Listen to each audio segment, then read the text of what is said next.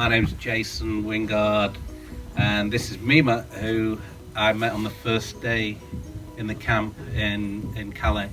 In Another Life is a film that we made over a period of a year on 3 different filming sessions, I suppose, with 3 10-day Another Life is not a fiction.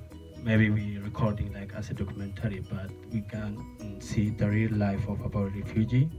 So we just make it to help refugee and then to change the people awareness about it. You have different background. However, at the end of the time, we need to get help with all the British people and then all of in the world. So that's why we make this movie. I hope you're gonna join it. And then thank you for coming again. Thanks a lot.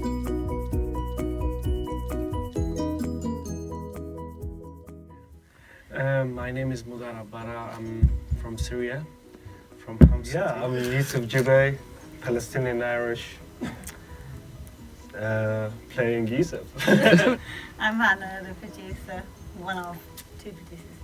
I'm Jason Wingard, the writer-director. I don't know whether that's on, but I'll just shout.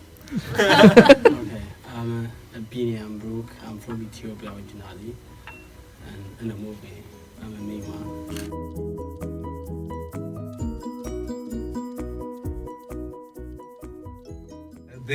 I think when we first went out, we didn't know a great deal about what was happening, but that was kind of what was motivating us going out there in the first place. We wanted to learn.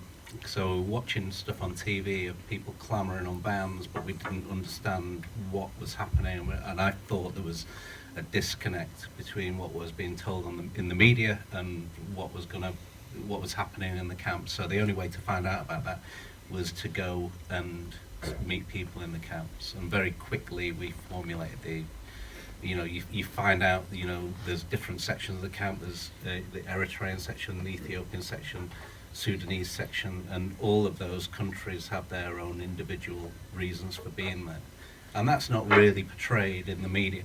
And so, logically, if you go to a refugee camp, you've got 9,000 people, you've got 9,000 individual stories, and that was probably the motivation of what we wanted to try and get across.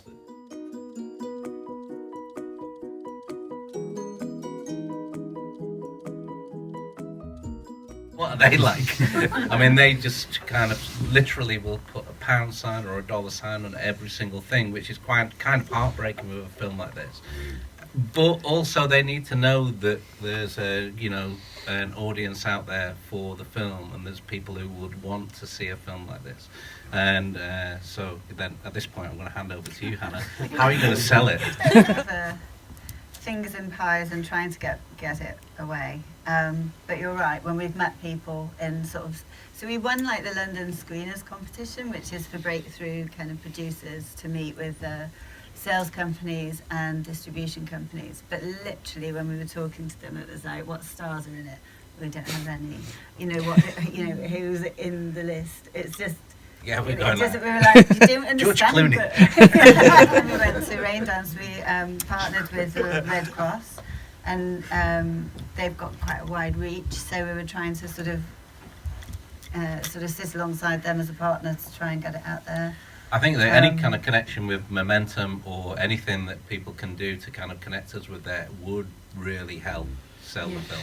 And so, it's stuff like that would help push it, I think. Yeah. Because it's making the people that make those decisions realise, and things move very slowly. It's a black and white issue. When you went on the camp, there was the white people were handing out the aid, and the people represented on the camp were all from Africa and the Middle East.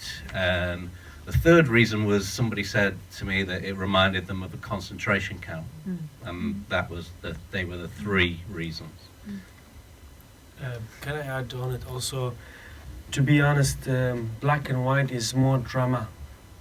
When you watch it black and white, it's like you have 2 choices, especially in this kind of film.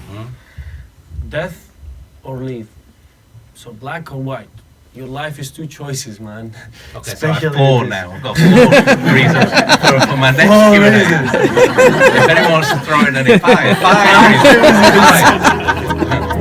So